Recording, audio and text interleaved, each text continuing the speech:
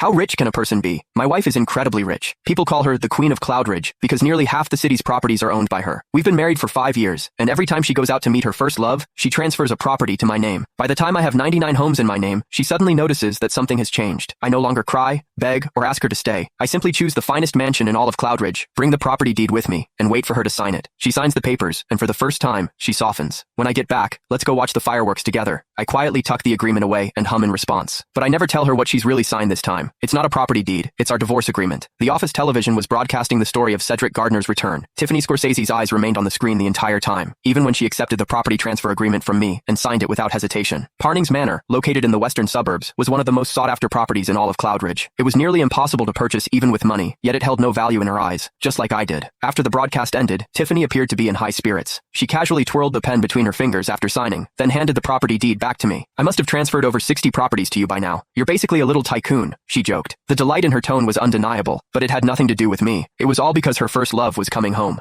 I stood in front of her and simply nodded. The mansion in the western suburbs has a view of the ocean. I really like it. Back when she was pursuing me, I had rejected her 99 times. Her persistence never wavered. After her 100th confession, we got married, but her love didn't last long. It disappeared the moment Cedric returned to Cloudridge, and that day was also our first wedding anniversary. I had been basking in the candlelit dinner she had prepared just for me, waiting with quiet joy for her to come home. Instead, what arrived was a property deed and a brief apology. I'm sorry, Matthew. I missed our anniversary. Will you forgive me? I chose to ignore the heavy scent of an unfamiliar cologne clinging to her skin, and for the first time, I told her I forgave her. To make things fair, I told myself I would forgive her 99 more times. Then came the second time, the third, the fourth. Throughout our 5-year marriage, she left me time and again to be with Cedric. Eventually, she stopped offering explanations. Before going to see him, she would simply hand me the deed to a new property. From the 1st to the 99th, I forgave her every single time. Now, this was the 100th. But after this, I'd no longer need to forgive her. That realization made me smile. I looked at her calmly, no longer weighed down by emotion. She froze for a brief second, then averted her eyes. At that moment, I saw something unusual in her expression, a hint of reluctance. After hesitating for a moment, she said quietly, "When I get back, I'll take you to see the fireworks." In the past, even the smallest display of kindness from her would give me false hope. I would beg, and I would end up heartbroken, because every time, she would pry my fingers off hers one by one and walk away without mercy, leaving behind just 2 words: "You're insane." But I had already gone insane 99 times. Now that the 100th time had passed, I didn't need to keep lying to myself anymore. Because hidden among the documents I handed her today was a divorce agreement. In 30 days, Tiffany and I would have nothing more to do with each other. There were 25 days left until our divorce was finalized. For the past 5 days, Tiffany's usually quiet social media had become unusually active. During the day, she and Cedric fed pigeons in the plaza. At night, they watched parade floats from the rooftop of a hotel beside the amusement park. I saw every step they took and every place they went together. As for the promise she made to me, I was sure she had already forgotten it. I got up and began packing. The floor was still a mess of scattered clothes and half-open luggage. That was when I received a call from her assistant, Jillian Ferguson.